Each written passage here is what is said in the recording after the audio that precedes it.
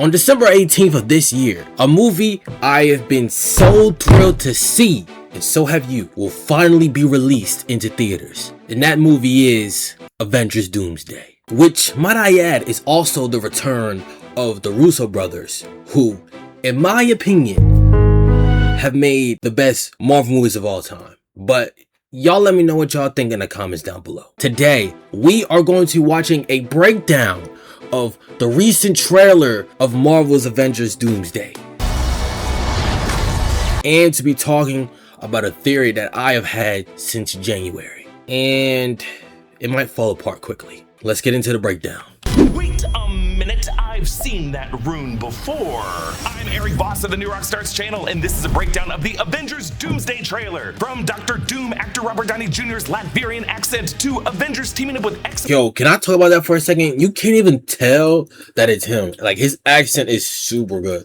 There's even this new shot of Loki in his TVA ID badge that I've never seen before, and I could do an hour on it. In this video, I thought Loki couldn't leave. You know what I'm saying? You know, you don't want to spoil nothing, but I thought he couldn't leave. I'm going to cover everything you might have missed from this Doomsday trailer. Let's go. This shot of the metal placard that we've seen outside the X-Mansion, Xavier's School for Gifted Youngsters, 1407 Gray Malkin Lane, Salem Center, Westchester County, New York. The exact address of the X-Mansion from the Fox X-Men movies. We last saw these Fox-era X-Men in their continuity in 2014's X-Men Days of Future Past. In that film, Wolverine went back in time by consciousness hopping back into his younger body in the year 1973 to try to stop Mystique. A dystopian future, which he did, and found himself in a seemingly pleasant 2024 with all of the X-Men who died in the earlier X-Men films alive again, including Charles Xavier, Scott Summers Cyclops, and Jean Grey. Only Wolverine remembered what the alternate history would have looked like, and arguably Professor X after the two debriefed. That X-Men universe's numerical designation is Earth 10005. Since that movie learned in Deadpool and Wolverine that Deadpool's universe is that same universe, and in that universe, Wolverine is the anchor being of it. An anchor being is an individual whose death triggers the beginning of the end of that universe. Deadpool and Wolverine ended with Deadpool finding a different Wolverine, the drunk Wolverine, to take the place of the one who died in the events of the Logan film. And according to B15, that universe was healthy once more. But now it's one of three universes colliding in this film in this Incursion event. 10005, 616, and 828. We don't know yet if anchor beings will factor into the Doomsday plot, but we also don't know at this point if Hugh Jackman's Wolverine will appear in Doomsday. But along with all of these other returning X-Men, there is a still alive Wolverine somewhere amongst them. And here it is. We hear Robert Downey Jr.'s voice as Dr. Victor Von Doom. Something's coming. Something we may not be able to deter. Before this day is done, we shall be faced with an unthinkable decision. So this is But why is he saying that? And here it is. We hear Robert Downey Jr.'s voice as Dr. Victor Von Doom. Something's coming. Something we may not be able to deter. Who is he talking to? Something's coming, something we might not be able to deter. Who would he be speaking to in this? Before this day is done, we shall be faced with an unthinkable decision. So this is Downey's take on a Latverian accent. Latveria is not a real country, and its exact geography often changes depending on which Marvel title we see the map in, but it's generally understood to be Eastern Europe. When we've heard voice actors play Dr. Doom in the past, like Paul Dobson in Fantastic Four: World's Greatest Heroes, and another I used to watch that a lot. March and Ultimate Spider-Man and Avengers Tower, or Ross Marquand very briefly in X-Men 97, they tend to go with a generic, let's say, I'm watching that now. accent. And interestingly, Sebastian Stan is Romanian and can speak Romanian. I wonder if he consulted with Robert Downey Jr. on how to do this exactly. Dr. Doom is, of course, considered Marvel's greatest villain. At first an enemy to the Fantastic Four, actually a one-time college rival to Reed Richards, who went on to become ruler of Latveria, tinkering away in his Doomsday castle as he masters both science and magic. A South by Southwest London event earlier this year included various references to Doom's Latverian origin. Vladimir Fortunov was the name of the cruel Latverian dictator who ruled the country before Victor Von Doom overthrew him. The rapprochement refers to an annual Latverian festival where traditionally Latverians seek to make peace with their enemies, celebrated in honor of the death of Doom's mother, Cynthia Von Doom. Cynthia Von Doom was his mother, and in certain retcons of his backstory, Dr. Doom lost his mother. That's the first time I ever heard about his mother. Mephisto, and his pursuit of science and magic was all motivated by a mission to... Mephisto could be in this movie too. They teased him in, not teased him, but we kind of saw him in Ironheart, which is overhated in my opinion, but get her back from Mephisto. The Zephyro refers to the clan that Doom's parents, his mother Cynthia and his father Werner, were a part of, the clan that Victor would later lead in overthrowing Vladimir Fortunov, and the Hassenstadt is the original name of the Doomstadt, the capital of Latveria. When Doom overthrew Fortunov, he renamed it Doomstadt after the family name of his mother and father. So the Russo brothers and Marvel head Kevin Feige have confirmed that Avengers Doomsday and its 2027 follow-up film Avengers Secret Wars are confirmed to be adapting the Jonathan Hickman comic storyline Time Runs Out that leads into the 2015 Secret Wars crossover event, in which Dr. Doom is the primary villain of it. Actually, Doom begins this story in a race against time to locate all I'm gonna call it now. Doomsday is going to be similar to Infinity War in terms of the impact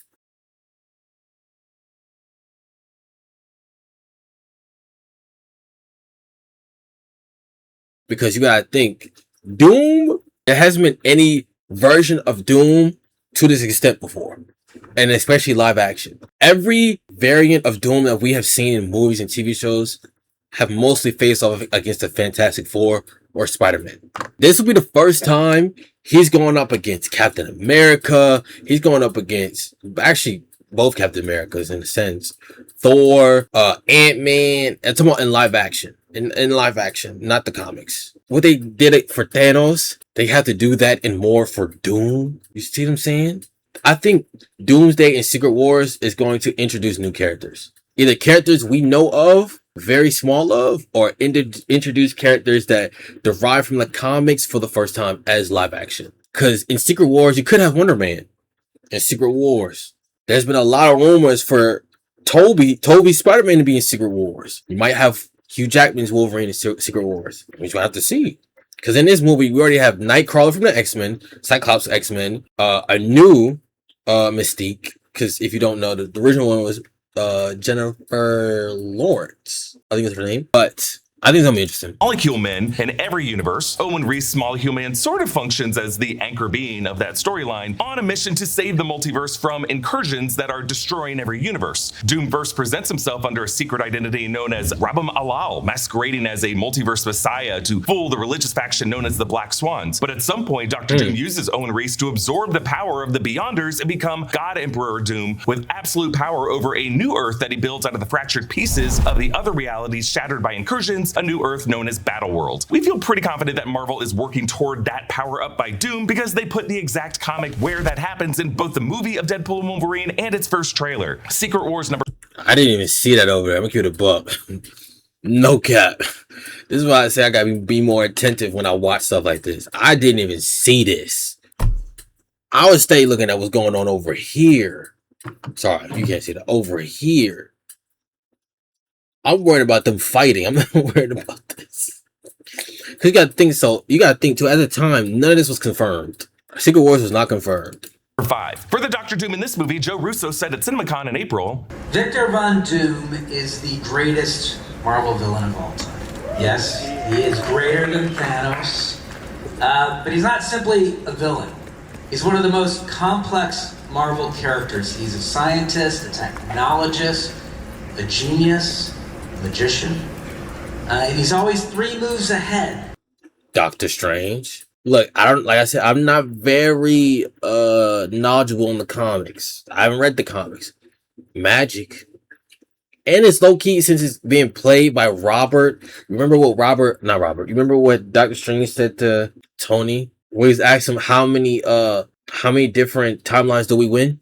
Or something like that, something along those lines in Endgame. And the one where they won is the one where he, you know what I'm saying? So they could do like a little storyline where it's kind of like payback in a way, but it depends on like who this Doom is. Like, does he have Tony Stark's memories? That's not there. Like, I can't say a lot of people. I think it'll be interesting. Like, have Tony Stark's memories, but it's not Tony. Of even the most brilliant heroes, which is what makes them virtually unbeatable. Shout out to Brandon Davis for that footage. Give him a follow. But by describing Dr. Doom as a scientist, technologist, genius, and a magician. Sorry, I'm going to keep pausing this. It's a breakdown video. We're here to talk. The first time we seen Doom, this Doom, in a sense, was the end of Fantastic Four when he grabbed Franklin. You don't know who that is? Susan's and Reed's son. And he just talked about back here where he was trying to take the people's powers. I'm going to say my theory towards the middle of the video. That way I'm not pausing too much. But I have a very good theory. It may not work. It may not even be a thing, but I think it's a good theory. Russo clearly wants us to think of this iconic list of modifiers. Take that off. What are you? What are you? Genius, billionaire, playboy, Philanthropist. Yes, he is his world's Tony Stark, born into different circumstances with a different name. When Downey was first announced, he and the directors explained it this way. New mask. Same task.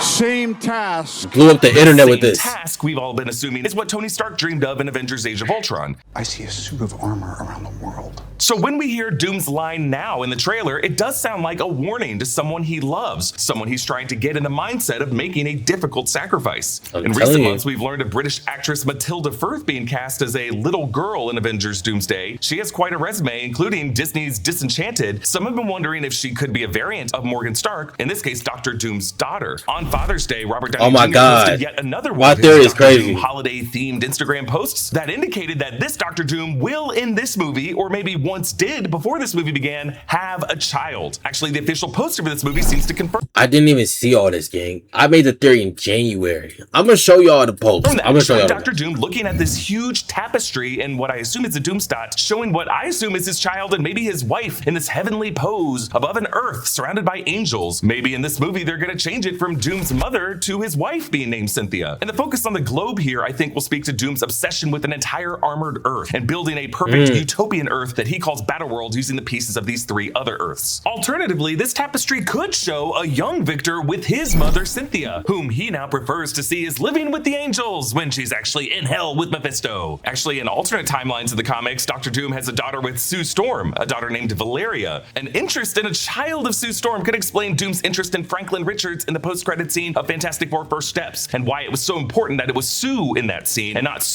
Sue and Reed, or just Reed. Joe Russo also saying, you know what this got me thinking though? Franklin was super comfortable. Meaning, like, the face felt familiar to him. But I also feel like it's one of those things where, like, it's half of his face.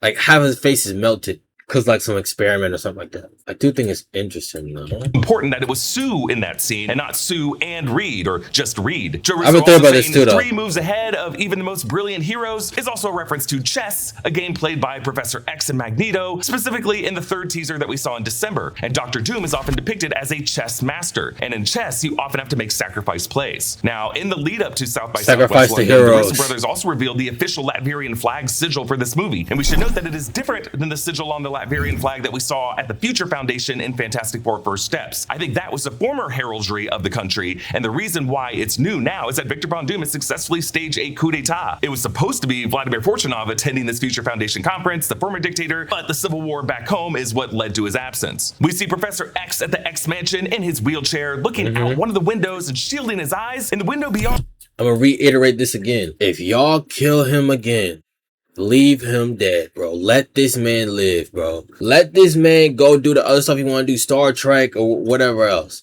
If you bring this man back to life for a 5th time, I'm going to be actually pissed off because y'all done killed him way too much. I'm telling you, bro, he better somehow make it out or keep him done. I'm gonna keep it a buck. If I see him in Secret Wars talking about some,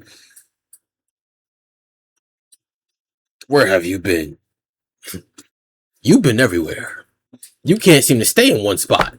You can see the blue rim of another spherical atmosphere in the sky, and now a fiery rift tears into this atmosphere. This is an incursion, what it looks like from the ground level. What John Krasinski's Reed Richards described in Multiverse of Madness, when 2 or more Earths from alternate realities collide and destroying one or both completely. The fact that their atmospheres are colliding tells us that these 3 Earths will have open rifts among each other, allowing characters to move among the 3, as the countdown continues to their cores merging. In many shots of the X-Mansion and Avengers Tower, you'll notice the sky is this kind of red-orange color. That is what it looks like with an alternate Earth appearing in red in the sky in the Hickman comics. In the 3rd teaser, we saw this Crisis on Infinite Earths, heavily damaged, but it has also been modified from the last time we saw it, with more stained glass than the windows had in past times we've seen it. As we hear the "before this day is done" part of Doom's quote, we see our first shot of Dr. Doom with his metal mask, his metallic clasps, and this green hooded cloak. He's kneeling in this exterior location with various statues and these broken satellite dishes that I think is outside the X-Mansion. You'll notice behind him is that same hazy red sky with the tinted sun forming a lens flare past his head and a green circle at the far left-hand side of the lens flare. This circular cape clasp has been featured in a lot of banners and poster art for Dr. Doom, and I think it might be a source of his magical runic protection over his armor. There's certainly some kind of magic magical enchantment on Doom's armor, especially if it can block Thor's Stormbreaker at the end of the trailer. This green glow from the lens crazy, by the way. with the light refracting 2 fingers. magical barrier he has around himself. Another interesting detail on Doom's shoulder pauldron, you can see another red tinted light source being reflected behind us. So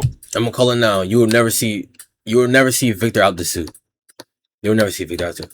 The only time you might see him out the suit is if he gets super cocky and it's a battle where they rip the suit off. They somehow like figure out a way, cast a spell, and he just claw. Like his whole suit of armor is messed up, burned, broken. If that ever happens, that's a good fight, bro.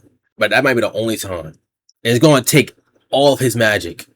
rather than suns, we might be seeing 2 red Earths in different parts of the sky of wherever this is. So for anybody asking for a visual of what incursions will look like, imagine the red crescent in the sky beyond the staircase of the Sanctum Sanctorum in the post-incursion universe and Doctor Strange in the Multiverse of Madness. Imagine that, but also imagine 3 spheres or 3 bubbles that have all collided like a triple spherical Venn diagram with overlapping sections, like 3 bubbles that have found their way into each other, forming a Mickey. That would allow the atmospheres of all 3 Earths to be shared. And you could look up from the ground of one Earth, up through a rift where those bubbles overlap, and see the tops of buildings of another Earth looking down at you. Basically, as these 3 cores merge into each other, broken fragments will be sucked up to form a 4th Earth that will be called Battleworld. Here we see the new Avengers Tower. It's the tower 14 months after Thunderbolts, when Val was in the process of turning it into the Sentry Watchtower. That reconstruction was still underway throughout the Thunderbolts film, but now it has been completed. We actually saw this structure from a distance in Daredevil Born Again Season 2, and I'm gonna be honest, this pace of this movie gonna have to be like Avengers Endgame. Like, it's gonna have to be pushing 3 hours. Because how are you gonna reintroduce some of these characters, some we haven't seen in a while, or the ones we have seen? How are you gonna make sure that they all mesh and it all makes sense as a viewer? Because you gotta think, this is the first time the Fantastic Four is meeting anybody, any other superheroes. Because on their world, they're the superheroes. That's why the whole thing with Galactus, Black Panther, Thor, I mean, they probably had they was on a ship together, so they probably had a run-in with each other. That scene right here, I'm gonna say this again, I think this is one of the opening scenes. I think this happens early on in the movie, super. I think he goes by himself, and then that's when he goes with Fantastic Four, and then with the new Avengers, and then group them all together, and then that interaction with Steve. That ain't the Steve I know, but that's somebody's Steve. Here we see the new Avengers Tower. It's the tower 14 months after Thunderbolts, when Val was in the process of turning it into the Sentry Watchtower. That reconstruction was still underway throughout the Thunderbolts film, but now it has been completed. We actually saw this structure from a distance in Daredevil Born Again Season 2, in Episode 1, and in Episode 7. Yeah. It's the same white A on the red field that we saw in the blast door, the penthouse level at the beginning of the Thunderbolts. Why not have Daredevil in this? Why does the tower have this lobster claw shape? What are these extra thinner sections even serving? Well, remember that there was this line in the Thunderbolts post-credit scene. And now there's this huge space crisis and no one's telling us about it. We're running out of space already? It's impossible. This building is enormous. Outer space. Outer space. Run a threat analysis. I want a full report. Yeah, before the Fantastic Four ship even showed up, there was another huge space crisis that no one was telling the new Avengers about. I think it was an early sign of one of these incursions, and I think these higher sections of Avengers Tower serve as— Hold on, let me cook. That space event was a rift opening, and that's how Cyclops got there, or X-Men in general. That's how someone got there. But Sam's probably like, we'll handle it. I'll handle it. As antennae to connect with satellites that allow them to observe things in orbit. Behind Avengers Tower, that very tall building, is the JP Morgan Chase World Headquarters, a rather new skyscraper completed in our world in 2025. A circular door opens and we see the Fantastic Four. Reed Richards. Hey, with all due respect, new rock star, why the hell did you tell us that? You know about some goddamn JP Morgan. Unless there's like a secret layer or something there, that was not useful information.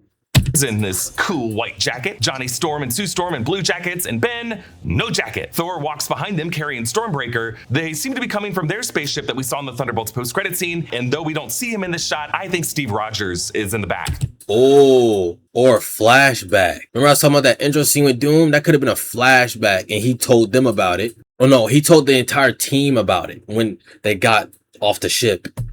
there. And Herbie also, of course, would be with them. I'll explain why later in the video. But we know Thor starts with the Fantastic Four from this shot alone. In the second teaser, we see Thor with his adopted daughter, Love, Chris Hemsworth's real-life daughter, India Rose Hemsworth, who was originally the dead daughter of Gore the God Butcher, resurrected by the reincarnated form of Eternity into Love. But he seems to lose her in this movie because he prays to Odin in a forest location for her safety. Now they walk into the Avengers Tower penthouse to see Captain America suited up with the shield strapped to his back, Bucky Barnes wearing his new suit from the Thunderbolts post-credit scene with the red star on the sleeve, and Scott Lang in his Ant-Man suit. A wide shot of this room where this orange-colored sunlight streaks in from the sky shows the full assembly. On the left, the Thunderbolts, aka the New Avengers, with John Walker in his new beret, Red Guardian Alexei Shostakov in his product-covered jumpsuit. Behind them both, barely visible in the frame on the far left, that's actually Bob Reynolds, Louis Pullman, aka Sentry, wearing the same socks with sandals that he was wearing in the Thunderbolts post-credit scene, reading Rick Rubin's The Creative Act, A Way of Being. To the right of Alexei is Yelena Belova, Bucky Barnes with his new outfit, and Ava Starr, Ghost. On the right are the old Avengers, Scott Lang, Sam Wilson, and Thor. And again, I think Steve Rogers is also in this room, just hidden from view or framed out of this shot. But in the middle, on that raised platform by the screen wall, are the Fantastic Four, Reed, Sue, Johnny, and Ben. On this screen wall, the same screen where the Thunderbolts saw the Fantastic Four ship arriving, is a visual display that I'm assuming comes from Reed or Herbie's computer explaining this Incursion crisis. Three blue Earths connected by lines in the center. This visual comes directly from Reed's multiverse explanation and Jonathan Hickman and I'm gonna see my theory after this.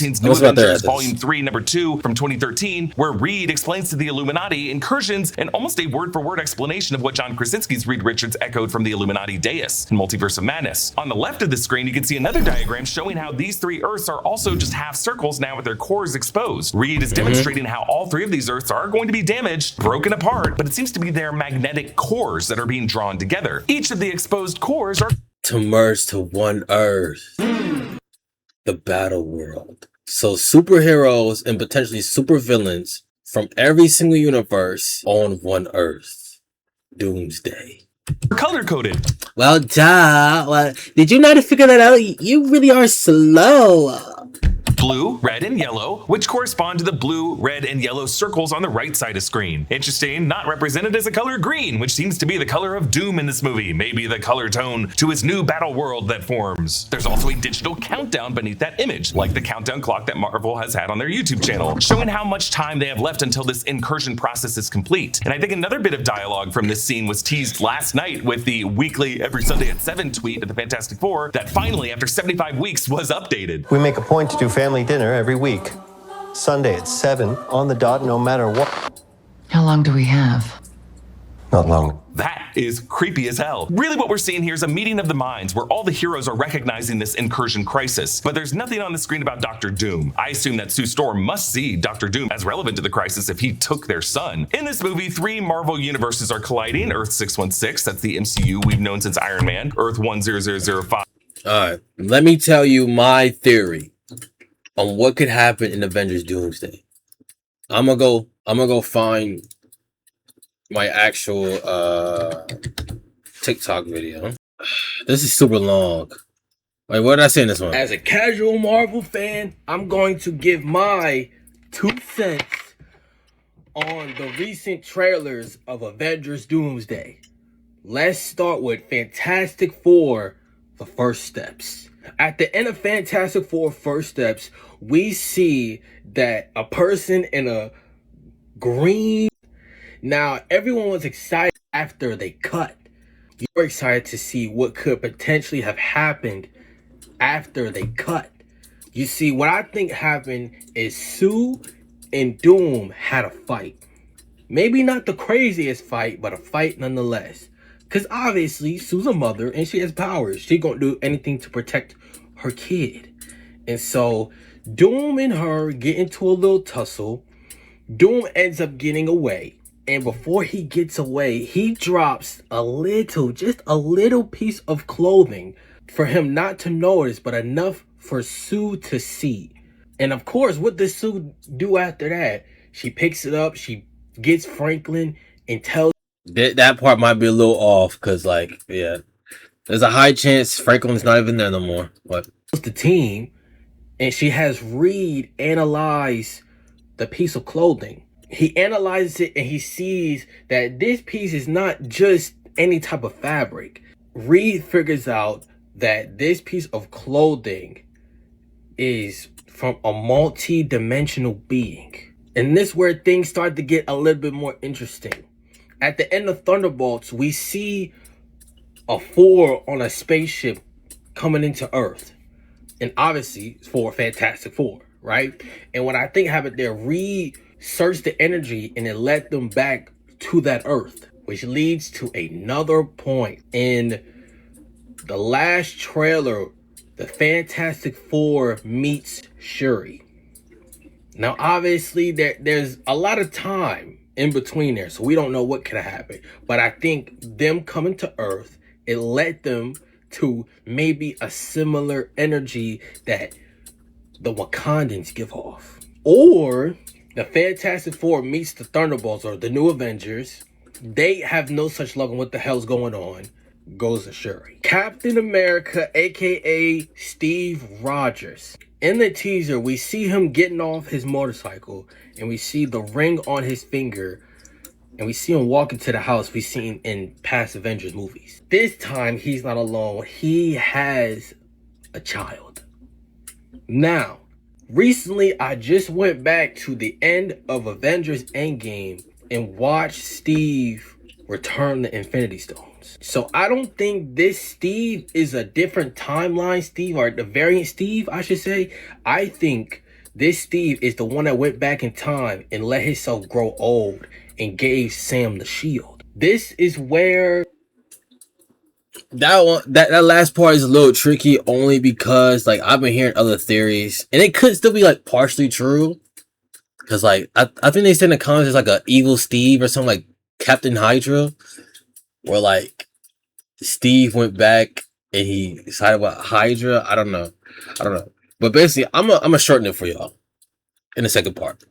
Basically, I was thinking, okay, from what we know of Doom so far, there has been, it's going to sound weird, and I don't mean this in a weird way. Back in Avengers Endgame, the main thing in Infinity War, back in Avengers Endgame and Infinity War, big talk about the Infinity Stones, right? The Russo brothers said Doomsday is directly connected to Endgame.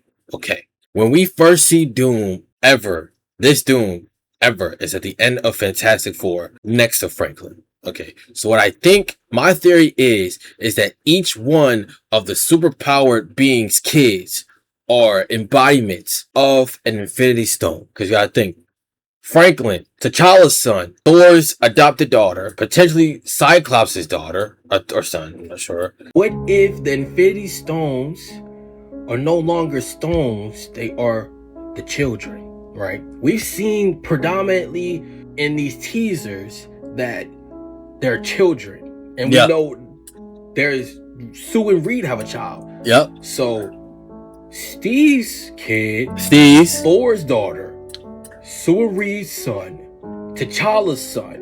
What if they are all in Doom's daughter? That's what I was getting at. It kind of fits in a little bit more after the breakdown too. That's why I was like, but he could be wrong and I could be wrong.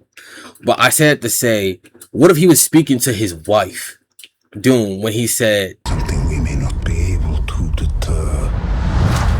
Before this day is done, we shall be faced with an unthinkable decision. And apparently it's been confirmed that Doom had a child. So what if Doom is racing across the multiverse, figuring out the most superpowered beings children of all the multiverse, to be able to potentially bring his daughter back? Because maybe something happened on his world. Maybe it was like an experiment going wrong, or a run-in with some people. Because maybe it was like a dictatorship type thing, and his daughter got, you know what I'm saying? So what if each one of these people, they all have somebody taken away from them that brought them into the fold? When we looked at Thor's trailer, when it first came out, his daughter, that's what brought him to the Fantastic Four. That's what brought him to the New Avengers. Shuri, I'm 90% sure. When T'Challa's son probably went missing, or he got injured, her first thought was probably to go to Namor. Hence why we saw him in the trailer from a few days ago. And then that's when the Fantastic Four met up with them. But that would either had it been after or before the New Avengers. They had to meet with the New Avengers. So probably after. I say all that to say, what if this Doom is trying to recreate a version of these Infinity Stones to alter reality? Now, I get like he's magic, but magic can only do so much. You know what I'm saying? Because if that's the case, why not just bring his daughter back with the magic? There's a lot more that's going to happen in this movie that probably we all expect. And I think the children are at the center of it. I didn't do a very good job explaining that, but yeah, each child represents a specific stone. Mind Stone, Time Stone, Reality. I forget the other ones. But yeah, that's my theory.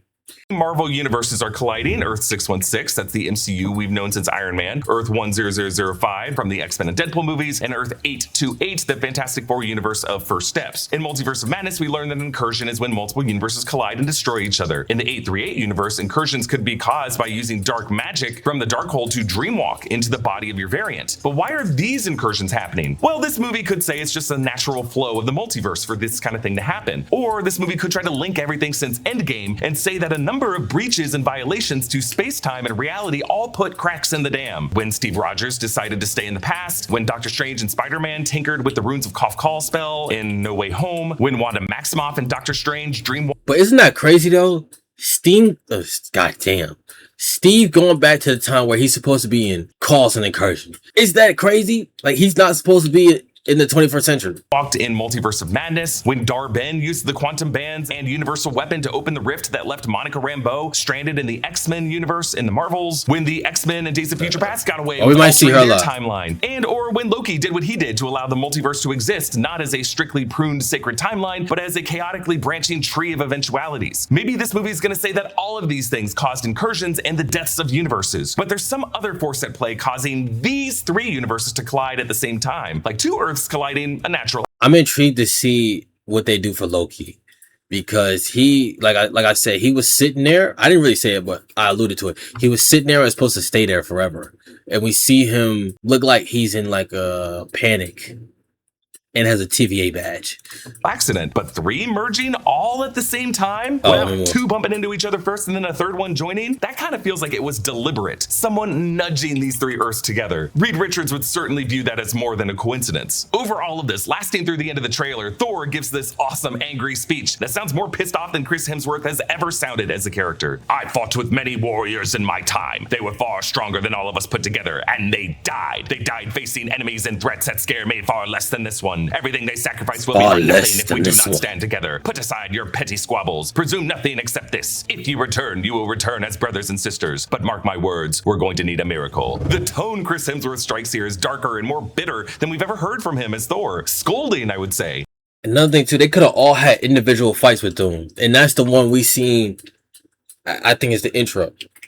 Sue could have had the fight. Thor could have had the fight. Shuri could have had the fight with Namor. Because maybe sometimes Doom just got away before anything, you know. In fact, it's similar to his dad when he did this in the first Thor movie. Father. Hey! By these warriors, Thor is referring to Iron Man Tony Stark, Natasha Romanoff, Loki, Heimdall, Vision, Gamora, and I guess Jane Foster as well, in addition to all the heroes who died in Infinity War and Endgame and stayed dead. Thor also lost the Asgardians that other Avengers didn't get to know too well. You'll notice Thor still bears the scar on the left side of his face from where Hela slashed out his eye in Ragnarok. So those scars of the last Doomsday event of his people still sting. Ragnarok and Doomsday I don't know where to put my camera for this. Meaning the same apocalyptic thing. We see Namor sitting on his throne that we saw in Black Panther Wakanda Forever, Mesoamerican runes forming the back and a giant megalodon jawbone framed around it. And the Avengers in the back. I'm telling you, I think that she thinks he took the child. I'm telling you. Black Panther Shuri and M'Baku, King of Wakanda, are there with all the Wakandan warriors facing off in Namor. And the Avengers. She probably asked for their help.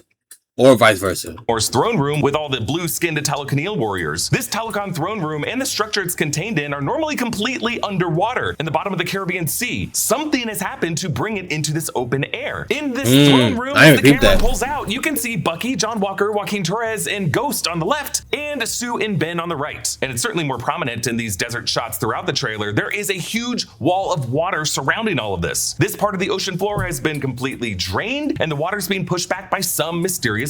I was gonna say someone's pushing it back, and if it's not Sue, Could it be the Scarlet Witch? Who else is doing that we know of? Force. What is this? Well, the theory that I've been chewing on lately is that what we're seeing here is actually in the Void, the TVA multiversal dumping ground that we also saw in Deadpool and Wolverine. What we are seeing now is part of the 616 universe, the kingdom of Talokan, that has already been extracted from the 616 universe and relocated to this newly forming Earth that will become Battleworld. And so I think part of the movie of Doomsday will be fought on that foundation that we will see completed by the end of the movie and explored more fully in Secret Wars. Both Namor and Shuri seem to have traded resources since the peace they reached at the end of Black Panther Wakanda Forever. Notice how Namor has a new high collar with black embroidery that could be Wakandan vibranium. But then why are they fighting? Shuri has some turquoise pieces in her new Black Panther armor that look like Talokan vibranium. We saw Cyclops earlier surrounded by broken statues and what looked like the broken Sentinel parts. We saw Cyclops battling these Sentinels in the third teaser and later in this trailer, and we've been assuming that this is in the gardens outside the X-Mansion. Specifically, Charles Xavier seems to be going through his classical is it Sentinels? We saw Doom in earlier, surrounded by broken statues and what looked like the broken Sentinel parts. Yeah, we saw Cyclops battling these Sentinels in the third teaser and later in this trailer, and we've been assuming that this is in the gardens outside the X-Mansion. Specifically, Charles Xavier seems to be going through his classical statues phase. There's one on the bookshelf earlier inside, and there's some broken ones outside. Doom brought the Sentinels to life to wreak havoc on the X-Men mansion and takes Jean and the kid, or just the kid, and kills Jean. Right here, and we see the blade of Stormbreaker igniting with lightning as Thor marches toward Dr. Doom in the distance. Then we cut to the inside of the X-Mansion as the wooden planks of the main staircase get blown apart in an exploding fireball. This explosion is coming from underneath. Is this from a hallway or room on the other side of the staircase? Or could it be coming from down below, like Cerebro or the Danger Room? Cyclops, James Marsden, steps forward in the next shot with the optic blast he emits through his ruby quartz lens eyepiece lighting up, making it seem like the blast was caused by him aiming at someone and not caring how much of his home mansion he's destroying, but I think it's from a different scene. Yes, as we saw in the December teaser, Cyclops is back to wearing the comic accurate blue and yellow suit with the Y-strap utility belt. Again, I actually rock with it. Is available on our I rock with it. Alright. Gambit of the Mansion. Gambit. Remy LeBeau. Channing Tatum fights Shang-Chi. Simu Liu. Gambit looks just as he does from his first appearance in Deadpool and Wolverine, and Shang-Chi blocks his glowing purple staff and playing cards with his glowing orange 10 rings on his arms. Channing Tatum's Gambit was not a member of the X-Men in any of the Fox era X-Men films that we saw. He had his own solo film that was in development hell, and in Deadpool and Wolverine they made fun of that by implying that Gambit was a product of the Void itself. In the post-credit scene of Deadpool and Wolverine, we saw a screen in the background of the TVA that showed Gambit still alive, and in a deleted scene that would have shown that shot in close-up, we see it was the glow of a sparkling sling ring portal that got Gambit out of the Void. It would mean that someone like Deadpool using Cassandra Nova's sling ring or someone else rescued Gambit and let him live with the X-Men in the X-Mansion. This seems to be part of the... But you gotta think though, if he got out, he can't be the only one that got out, bro. You telling me, damn, I forget her name. Her real name's Daphne. The one that was with Logan. Movie where the Avengers and other heroes coming from Earth 616 travel to the X-Mansion in Earth 10005 in hopes of getting something from the X-Mansion, and the X-Men there at the time are just going to put up a fight. We'll see more of these matchups later, but one that we don't see here, but we know... I'm gonna keep it, but everybody fighting because they don't know who to trust, gang. No cap. And I think for a long time, it's always been a question who would win, X-Men or the Avengers. And now, I think at the time, I forget, the one who played the younger Charles said they only got 5 people. That's what he said. I remember that. I watched that interview a little bit. They only got 5 people. And now that's not so true anymore. But it doesn't mean it's gonna make it a easier fight on either side, in my opinion. Will happen based on... I think they're gonna fight each other until they realize they're not each other's enemy, and they gotta work together against them. Interviews is a fight between Alan Cummings' Nightcrawler, Richards, that will also reportedly involve Kelsey Grammer's Beast because the actor had to be on set for that day. So why are these groups fighting? The X-Men might be stinging after an earlier defeat and terrified of any superpowered people from one of these neighboring dimensions breaking into what's left of their house. I suspect this group of 616 heroes is trying to get to Cerebro. Now, why do I think we're going to see Cerebro again? Well, in this interview after CinemaCon, Kevin Feige said that it was emotional for him to revisit these sets that he used to work on as an associate producer 26 years ago. Well, look, I think for fans, the notion of having the Avengers and X-Men together for the first time within our cinematic universe is incredibly exciting. It's been something that has been a long time coming. For me personally, my career started in 1998 on that first X-Men film. So, you know, no spoilers, but there might be some sets. Spoilers, some Kevin, sets feel that free. you recognize. Some sets that you recognize from those original films, and being on those sets 26 years later with my now 12-year-old son.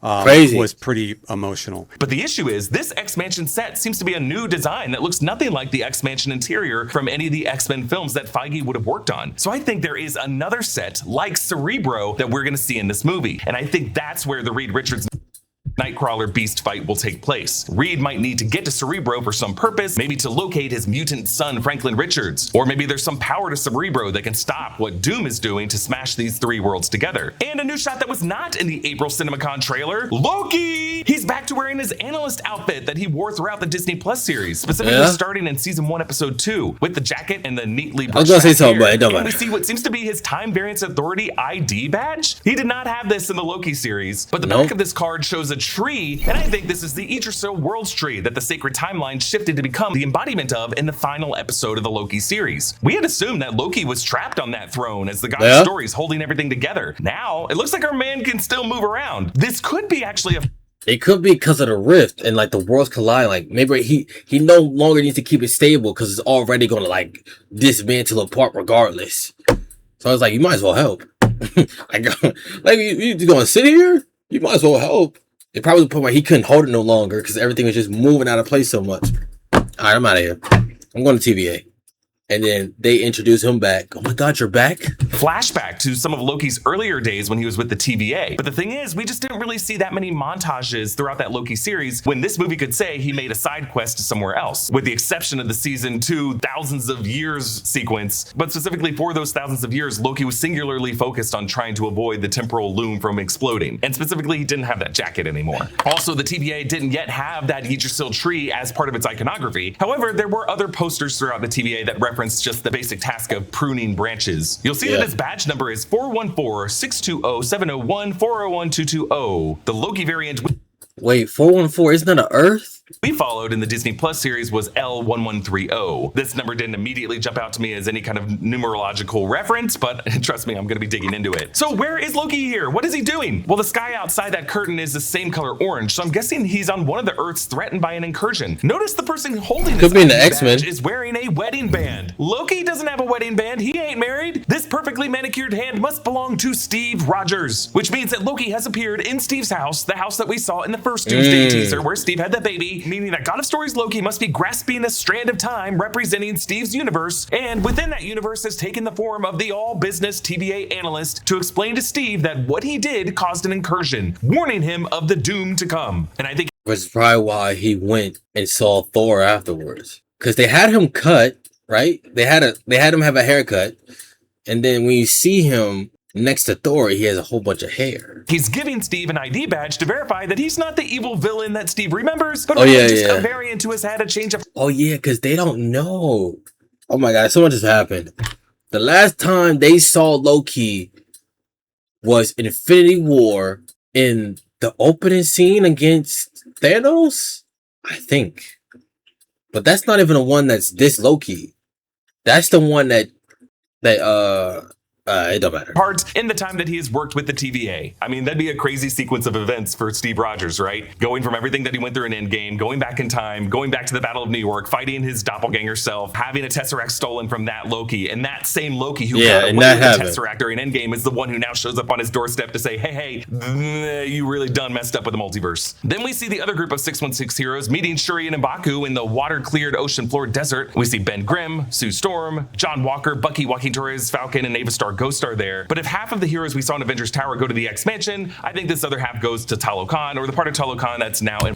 To recruit it to figure out what the hell's going on. Black Panther Wakanda Forever. Now, what else might be important about Talokan specifically? Well, in Black Panther Wakanda Forever, we saw some kind of glowing energy source coming out of that underwater structure of Talokan that was part of a deleted sequence that they didn't explore more fully in the movie. Since there was no natural sunlight that reached that ocean floor, I think they're drawing that power from the planet's core, the same planet core that Reed Richards has on the screen in the Avengers Tower penthouse. So I think Dr. Doom might be using that same energy source, and they just need to control it maybe to reverse the incursions. Back in the mansion, we see Reed Richards Richards in his white jacket, his arm stretched out to restrain Sam's shield. Shang-Chi stands behind Reed, and the robot Herbie is to the right of Sam. I mean, Herbie even being there with them supports my theory that Reed needs some extra tech support to hack into Cerebro. On the window, you can see the Charles Xavier family crest with the blue X, from which Charles likely derived the X. Where the hell is Professor X and Magneto? You think? Well, he kind of leaked, but I don't know if he did like a joke leak or actual leak. The man that plays Magneto, he said, "Yeah, they told me, Kevin Feige told me to destroy New Jersey or something like that." So it's either like it's one of those things where they just got the hell out of Dodge, like immediately once that scene of Professor X see the incursion happening, or like they already had some plans for stuff like this to happen. You know, especially because now they're friends again. So now they probably have a super high sense of like emergencies in their universe, especially because it's probably been so common in their universe for so long. X-Men logo, and you can also see the Latin motto of Fiat Lux Fiat Vis, or let there be light, let there be strength, the first word spoken by God in the book of Genesis to breathe existence into the universe, and a prayer that mankind, and perhaps mutant kind, will have the strength to survive. But dipping beneath Reed's outstretched arm, limbo style, is Yelena Belova, gun drawn, and we see her opponent, Mystique. Rebecca Romaine is back playing shapeshifter Raven Darkholme. Oh, it's her. The character as they explore the younger era of the X-Men in the later films. Yeah, the way Days of Future Past left the timeline altered, older Mystique never got depowered in the events of X-Men The Last Stand, and she was still part of Magneto's mutant brotherhood that now seems to be in alliance with the X-Men. Technically, she would still be posing as Senator Kelly. She has an updated appearance, shorter red hair and a white top instead of defaulting to nude, and a lighter blue skin with dark spots. But the way she shapeshifts remains the layered scales effect that always looks so good, far better than any of the granular Skrull shapeshifting that the MCU attempted years later. Mystique catches Yelena's baton and shapeshifts into her. So now we have two Yelenas with their hands around each other's throats, a similar visual to what Yelena had to go through in her Void of Shame in Thunderbolts. Charles Xavier emotionally embraces Ian McKellen's Magneto. There have been various reports that we will see Magneto destroy New Jersey in this movie from Ian McKellen himself in a few interviews, but Joe Russo and Kevin Feige told Entertainment Weekly that McKellen might have misspoke, saying, "I don't think he destroys New Jersey, but there's a New Jersey presence." But if that does happen, New Jersey presence. What the hell does that mean? New Jersey presence. What is New Jersey shaped like a boot or something? Hold on. New Jersey presence. The hell does that mean? It don't look like no. I can't show this because but, bro, what does this look like? New Jersey presence.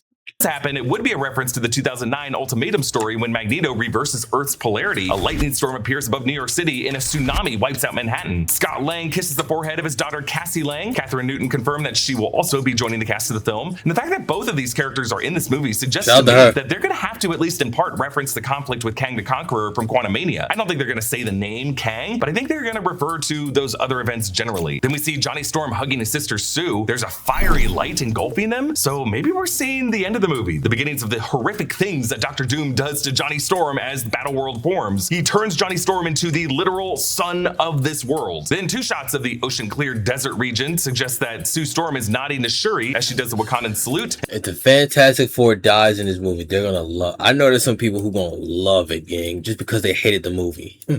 That's so crazy, yo. Just because it's a bad movie don't mean the character's gotta die, bro. And boards the Royal Wakandan ship. Then Sam Wilson lands on the floor of the X-Mansion during this fight with the X-Men. Gambit flips from the high balcony and that just reminded me. Then Sam Wilson lands. He was warned. Remember at the end of his movie, the guy in prison, he said there are others. I think he wasn't. His power was to be psychic or something. He might go to him in his movie, or he might just be gone by the time he go to that jail. On the floor of the X-Mansion during this fight with the X-Men, Gambit flips from the high balcony and strikes his glowing staff on the ground, causing a purple shockwave at the feet of Mystique back there, Reed. Around him are Sam Wilson, Mystique, who's still fighting Yelena, and Reed Richards. Then the shot that ended teaser number 3, Cyclops angrily releases a wide aperture optic blast as Sentinels stomp around him. One severed Sentinel head is to the right here. Why does Cyclops seem so hopeless? Well, there's some thought that Doom might have taken his son or daughter, Nathan Summers, aka Cable, or Rachel Summers. Sue looks you, bro, here as she emits her force field as the wall of seawater churns around her. And then we see Namor flying fast around that wall of the cleared out area. I think they might be trying to extract this Talokan region from the newly forming battle world, and I think they're gonna fail. Then the money shot of the trailer. Money shot. Thor recreates his epic leap and the attack with the same weapon that he used against Thanos in Infinity War. And even this time, When I tell you, gang, them theaters is going to be lit up. You think they care if it's a week before Christmas? 6 days before Christmas? Yo, them theaters finna be packed. They plan it. I'm telling you what people are doing. They plan it for Christmas break or Christmas vacation and the week before. If you're a Marvel fan, watch. I just know. I'm smartly aims for the head. Stormbreaker was designed to be. That's another thing too. I think Thor's gonna have the moment again in this movie. Like the thing with Thanos. Next time, aim for the head. And he might aim for the head and it might not do nothing. A god killer and did surpass the combined power of all 6 Infinity Stones. So for Doctor Doom to simply stop all of that power with just 2 armored fingers, it gives us a sense of the power scale compared to Thanos. Actually, speaking of Thanos, God Emperor Doom memorably does this to Thanos in Secret Wars number 8. In a 2025 Shanghai Disney Expo laser show depicted Doctor Doom doing the same thing to Thanos. So we might. I saw like a CGI or like an AI version of this.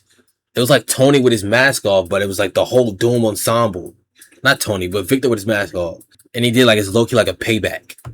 I saw See that it in this movie. If you're interested, like I am, in revisiting Thanos in Avengers Infinity War, New Rockstars is like 35 episodes deep in our Road to Doomsday weekly Marvel rewatch podcast series. Specifically this promo. Saturday morning, we're going to be revisiting Avengers Infinity War. So be sure to watch that episode and all the past episodes, because trust me, we've been having some interesting conversations there. So Doom even blocking Thor's lightning like this might be recreating Billy Tan's artwork for Thor number 605 from 2009. In this storyline, Thor avenges his Asgardian people after Doom experimented on them in Latveria. And notice the rune on Doom's gauntlet. Doom rune! This is the same symbol that was on Doom's throne at the recent Bilibili World event in Shanghai this year, and the rune that was projected with green Doom's throne at the rune on Doom's gauntlet. Doom rune! This is the same symbol that was on Doom's throne at the recent Bilibili World event in Shanghai this year, and the rune that was projected with green lasers at that Shanghai Disney Expo last year. And I think this is the deeper magic that Doom. Could Doom be a variant, or not a variant, or it could be. Could Doom be a person who went to the same school as Doctor Strange, but he acted in black magic or evil dark magic? Knows that overpowers all types of science and magic from our heroes. And notice how each corner of that rune has 2 antlers or pincers. Doesn't that look like Loki's crown? I think this is a clue that Doom either has or can absorb God of Stories Loki's powers over reality warping. This is the clearest shot of the Doctor Doom mask and Robert Downey Jr. underneath it. You can see his clear green eyes glaring angrily at Thor. And then the trailer ends with this moment. We're going to need a miracle. Hey, pal. It's not possible. Chris Evans' Steve Rogers is back. Casual Friday. Yes, recreating the most iconic moment from Avengers Endgame. This is a cracked/broken Mjolnir that was reassembled after Hela's destruction in Ragnarok by Jane Foster in Thor: Love and Thunder. If you look closely, you can see Johnny Storm standing behind Steve. Looks like this is on the How do you know that's Johnny? Fantastic Four ship. How did Steve get back with Thor here? Well, when Steve chose to stay behind with Peggy Carter in the late 40s at the end of Avengers Endgame, that decision, according to the Russo brothers when Endgame came out, caused a branch timeline to form. Steve lived his new life with Peggy Carter in a branch history that we never saw. I have read and listened to literally every interview given by the Russo brothers over the.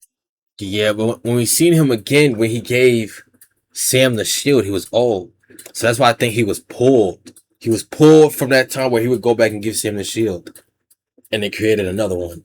Created another incursion. Past 10 years, and I can confirm that they use the terms timeline and universe and reality interchangeably. In their logic, Steve staying with Peggy caused a new universe. That's so crazy. And the theory I discussed in this video is that Steve's decision caused the creation of what we would later call the 828 universe, the universe of the Fantastic Four. I like the idea that Steve being around to help S.H.I.E.L.D. defeat Hydra in the late 40s and 50s and warn world powers against developing hydrogen bombs would have led to the peaceful 60s that the Fantastic Four inherited and enabled world peace via the Future Foundation. This could be a universe where Robert Downey Jr., instead of playing the hero Tony Stark in the 21st century, ended up just being born as a Latverian named Dr. Doom. Now, before you say, wait, wouldn't there only be history from 1949 onwards? No, I think in a new universe, it kind of back retcons a completed history that led up to that. The arguments against this theory are that if the 828 universe forward by branching off of the 616 from the year 1949, both universes should have the same history of World War II and before, right? And if Dr. Doom comes from the 828 universe, he couldn't also be a Tony Stark variant because in the 616 MCU, Tony Stark was born to Howard Stark in the year 1970. To that, I would say, we don't yet know how this Dr. Doom really came about. We also don't know what logic the Russos are going to say branch timelines and universes follow when it comes to filling out the past history of a parallel universe. The nature of Steve's choice to stay behind could have just resulted in some magical cosmic side effect, where the anchor being Soul that found its body in Tony Stark in the 616 universe just found its body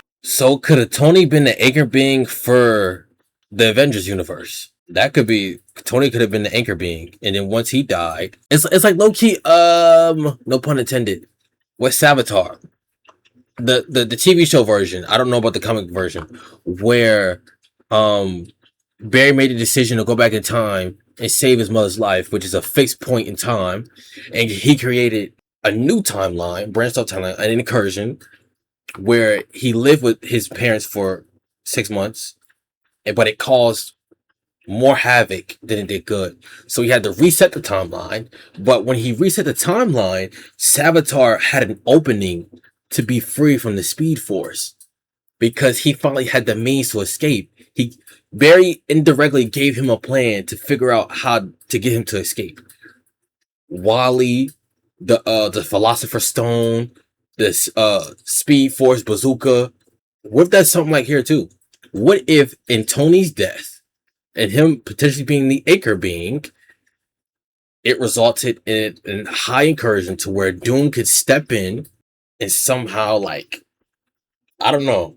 I'm not foolproof on it, but something like that. And someone named Victor Von Doom in this newly formed 828 history. But if Steve had been living in the 828 universe since Endgame, it's not too hard to trace the timeline through the early 60s, where that could have been him with his slightly older son watching that Fantastic Four cartoon show in that montage sequence in the Fantastic Four First Steps film to the year 1969 to 1970 in this branch timeline when the Fantastic Four's mid-credits scene takes place, the point where he looks somewhat older and joined Thor and the Fantastic Four on their way back to the 616 Earth. At CinemaCon, the press release stated that actor Wesley Holloway was also in the cast, and I think he might be playing Steve's son after this time has passed. Someone I think could be named James or Jimmy after James Buchanan Barnes. Either way, we know that Steve will have to end his journey sometime after the events as a very old man handing the shield back to Sam Wilson. That'll be a crazy time loop because Sam in this movie will have a memory of older Steve that Steve in this movie hasn't experienced yet. Either way, when Thor says it's that's gonna be an interesting. I thought about it too. That's gonna be interesting. How do you have my shield? It's gonna be an interesting conversation. You gave it to me. My shield is at my house.